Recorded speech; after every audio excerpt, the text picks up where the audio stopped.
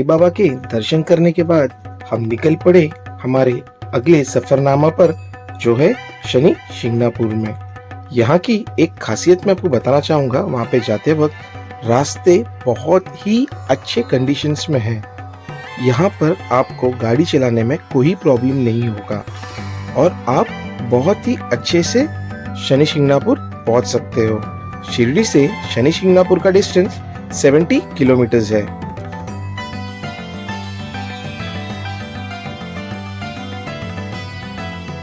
So guys, हम जा रहे थे शनि शिंगणापुर और शनि शिंगणापुर जाते हुए हमें दिखा यह बहुत बड़ा रसवंती गृह।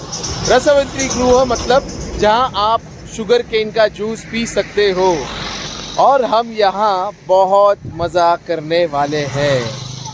आइए बने रहिएगा मेरे साथ। यहाँ हमने गन्ने का जूस निकलते हुए बहुत ही अलग तकनीक देखी। ये बहुत ही ट्रेडिशनल तरीका था गन्ने का जूस निकालने के लिए। गाइस, ये जो था एकदम फ्रेश जूस था और बहुत ही मीठा था। ये तरीका आप देख सकते हो। शनि शिंगणापुर जाने के रास्तों पर ऐसे जगह जगह पर आपको गन्ने के जूस के स्टॉल मिलेंगे और उसी के साथ ही ये सारे झूले भी आपको मिलेंगे। देखिए इस झूले में बच्चे और पल्लवी कितना एंजॉय कर रही है। ये यहाँ का सबसे फेमस अट्रैक्शन है। गन्ने का जूस बनते ही हमने उसे ट्राई किया। इसका कलर एकदम ही ग्रीन था, जो आपको शहरों में नहीं दिखता। आइए जानते हैं आदिरा से और आरोही से। कैसे लगा जूस? बहुत अच्छा। आटू, आपको कैसा लगा जूस? बहुत अच्छा। जूस पीने के बाद हम निकल पड़े आगे की ओर और कुछ ही दूर जाने के बाद हम पहुंच गए शनि शिंगणापुर के द्वार पर, जो है शनि महाराज का स्थान। आइए जो भी जानकारी है मैं आपको आगे देता हूँ। फाइनली हम आ गए हैं कर्मदाता। कर्मफल जो देता है, कर्मफल के हिसाब से उन्हें आशीर्वाद देता है, उनके द्वार पर हम आए हैं शनि शिंगणापुर, जो है शनि देव का मंदिर। तो आइए बने रहेगा हमारे साथ। जितनी चीज़ें हम दिखा सकते हैं वो सारी चीज़ें हम आपको दिखाएंगे। Stay tuned. आइए जानते हैं इस मंदिर के बारे में महत्वपूर्ण जानकारी। शिरडी से यह 70 किलोमीटर की दूरी पर है। यहाँ आने के लिए आपको शिरडी के बाहर से ही 200 रुपया पर पर्सन ट्रैवलिंग में आपको देना पड़ता है, जो शेयरिंग में आप यहाँ पर आ सकते हो और आपको यहाँ पर 4 घंटे का समय दिया जाता है।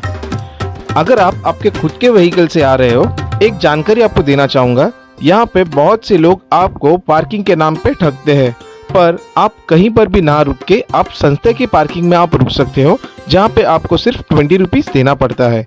और एक महत्वपूर्ण जानकारी आपको देना चाहूँगा, आप बाहर से कोई भी प्रकार का चढ़ावा मत लीजिएगा। अगर आपको लेना ही है आप सिर्फ तेल लीजिएगा, बिकॉज उसके अलावा अगर आप कोई भी चीज़ लेते हो तो अंदर ये चीज़ें अलाउड नहीं है। आपको बाहर ही ये सारी चीज़ें छोड़कर जानी पड़ती है। और इस मंदिर में अंदर जाने के पहले आपको यहाँ पर पैर धोकर ही जाना पड़ता है। इस प्रकार आप देख सकते हो।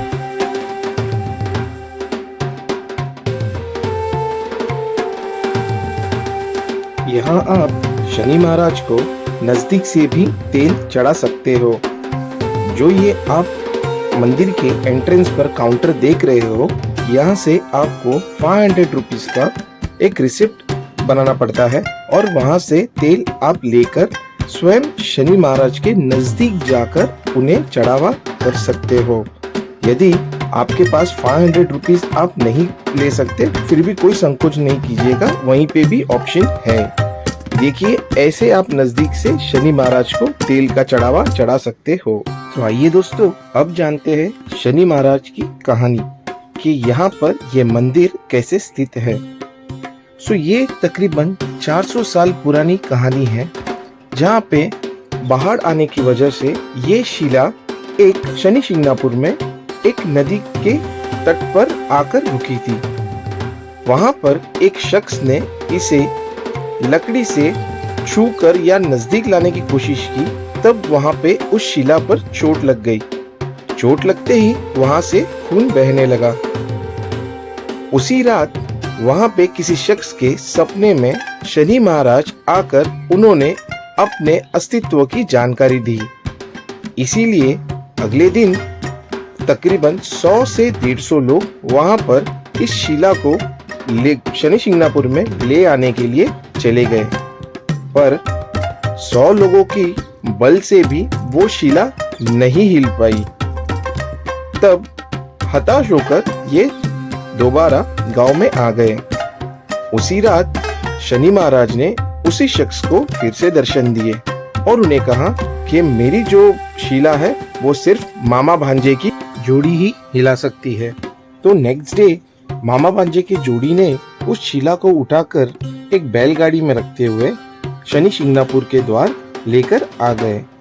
तब से यहाँ पे शनि महाराज स्थापित है।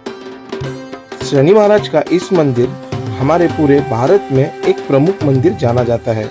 यहाँ पर एक दिन में 3 आरती होती है और उस आरती के दौरान शनि महाराज को नीले रंग का या काले रंग की धोती पहनाकर उनका अभिषेक होता है। आइए देखते हैं आगे की जानकारी। इस प्रकार आप शनि महाराज को तेल अर्पित कर सकते हो अगर आप 500 रुपीज का कूपन नहीं काटना चाहते। ये सारे के सारे पाइप्स कनेक्टेड है और यहाँ पर अगर आप तेल डालते हो ये तुरंत ही शनि महाराज के ऊपर बूंद बूंदों से गिरते रहता है। यहाँ पर दर्शन करने के बाद हम आगे की ओर बढ़ चले। जैसे ही आप बाहर निकलते हो आपको यहाँ पे एक प्रसाद काउंटर मिलता है जो बहुत ही प्रसिद्ध है। उसके प्रसाद के लिए जो है बर्फी जो 20 रुपए में आपको मिल जाता है और वहाँ पे ये बहुत ही खूबसूरत नज़ारा आप देख सकते हो। ये अब जब बारिश नहीं है तो ये खाली लग रहा है, जब यहाँ बारिश आती है ये पूरा पानी से भर जाता है और यहाँ का दृश्य देखने लायक होता है। कुछ दूरी पर जाने के बाद हमें ये बहुत ही खूबसूरत मंदिर दिखाई दिया। ये मंदिर नवग्रह मंदिर बनाया है। ये हाल ही में ही बनाया गया है और शनि महाराज के मंदिर में बहुत सारे कंस्ट्रक्शन का काम चालू है और मुझे यकीन है ये और भी बहुत खूबसूरत बनने वाला है। नवग्रह का एक राउंड लेकर हम आगे की ओर निकल पड़े। ऐसा नवग्रह का मंदिर मैंने आज तक नहीं देखा। अगर आपने देखा होगा तो प्लीज कमेंट कीजिएगा। यहाँ से आगे की ओर बढ़ने के बाद आपको आगे और भी बहुत सारे खूबसूरत नज़ारे दिखते हैं जो आप देख सकते हो। यहाँ से बाहर निकलने के लिए भी अंडरग्राउंड एग्जिट ही है। कुछ ही दूर पर जाने के बाद हमें एक और खूबसूरत नज़ारा ब्रिज से देखने को मिला। आइए मैं आपको आगे वो नज़ारा दिखाता हूँ। यहाँ से पूरे मंदिर के गार्डन का नज़ारा दिखता है। ये बीच में एक पुल जैसा बनाया है जो आपको मंदिर का सारा नज़ारा दिखाता है। बहुत ही खूबसूरत नज़ारा था ये और ये मंदिर बहुत ही खूबसूरत बनाया है। आप भी इस नज़ारे का लुत्फ उठाइए। दर्शन करने के बाद हम निकल पड़े हमारे आगे के सफरनामा पर जो था हमारा ज्योतिर्लिंग कृष्णेश्वर।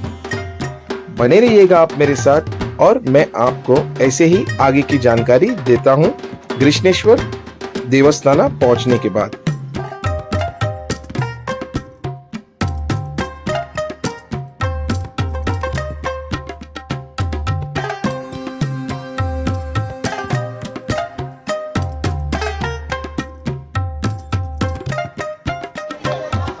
हम अब पहुंच गए हैं भोलेनाथ की नगरी कृष्णेश्वर में। ये है 12 ज्योतिर्लिंग में से सबसे लास्ट ज्योतिर्लिंग जो है 12th ज्योतिर्लिंग। ये कृष्णेश्वर है और ये स्थित है औरंगाबाद में। और औरंगाबाद जो अभी माना जाता है संभाजी नगर के नाम से। तो गाइस यहाँ पर हम अंदर जाकर पूरे नज़ारा आपको दिखाते हैं। 90% तो यहाँ पे अलाउड नहीं होगा अंदर फ़ोन। जहाँ तक जो चीज़ें हमें दिखा सकता हूँ वो सारी चीज़ें मैं आपको दिखाता हूँ। तब तक के लिए आप मेरे पीछे का नज़ारा ये मंदिर आप देख सकते हो। आइए जानते हैं इस ज्योतिर्लिंग की कहानी। ये ज्योतिर्लिंग 18वीं सदी में अहिल्याबाई होलकर ने बनाया था, जो इंदौर की महारानी थी। यहाँ क्या ये जो स्कल्पचर है ये बहुत ही बढ़िया तरीके से बनाया गया है।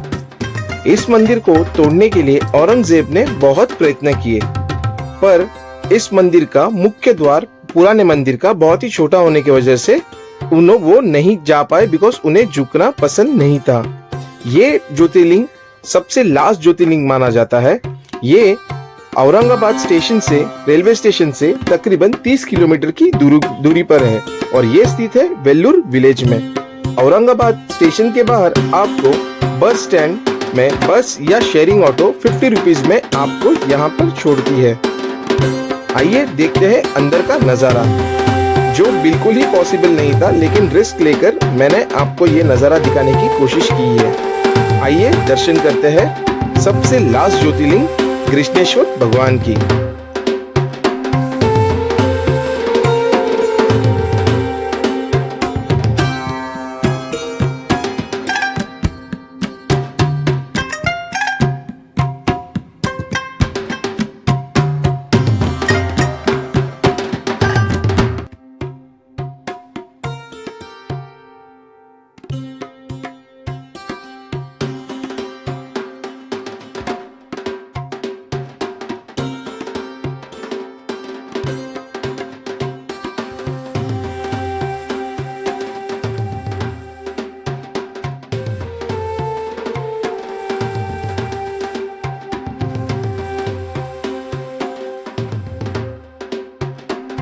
So guys, we are back, blessed। बहुत अच्छा दर्शन हुआ। इनफैक्ट वहां पर शिवलिंग को जाके हमने टच किया, टच करके पूरा दर्शन लिया। और यहाँ की खासियत ये है गाइस, अगर आपको अंदर जाना है दोस्तों, कि अंदर जाने के पहले आपको शर्ट, आपका बनियान जो भी आपने पहना है वो निकाल के जाना पड़ता है अंदर। हालांकि मुझे शूटिंग करने नहीं मिला, लेकिन जितनी भी चीजें मुझे मिली है वो चीजें मैंने आपको दिखाई। यहाँ पर बहुत सही जगह है गाइस, मस्ट विजिट प्लेस। यहाँ पे भीड़, आज मंडे है, बहुत बैक टू बैक छुट्टी भी है, होली का दिन भी है। यहाँ पे भीड़ भी बहुत कम है। हमारा दर्शन हार्डली कुछ एक हाफ एन आवर में हमारा दर्शन हो गया। लेकिन यही कल का यहाँ का माहौल कुछ अलग था। यहाँ पे कल 3 घंटे लगे थे। बहुत से लोग हमें शिरडी में मिले, तो वहाँ पे बहुत लोगों ने ये सारी चीजें बताई। सो यहाँ से हमारा सफरनामा निकल पड़ा है हमारे घर की ओर, और यहाँ से घर की ओर जाते वक्त हमें जो भी चीजें मिलेगी एक्सप्लोर करने के लिए, वो चीज हम आपको दिखाएंगे। सो बने रहिएगा हमारे साथ, स्टे ट्यून्ड। सारे तीर्थ स्थानों पर दर्शन करने के बाद हम निकल पड़े हमारे घर की ओर, और हमने रास्ता चुना समृद्धि महामार्ग। अगर ये वीडियो आपको पसंद आया होगा तो प्लीज लाइक कीजिएगा, शेयर कीजिएगा और सब्सक्राइब कीजिएगा और कमेंट भी कीजिएगा। तब तक आप लुत्फ उठाइए इस रास्ते का। बने रहेगा मेरे साथ अगले वीडियो के लिए।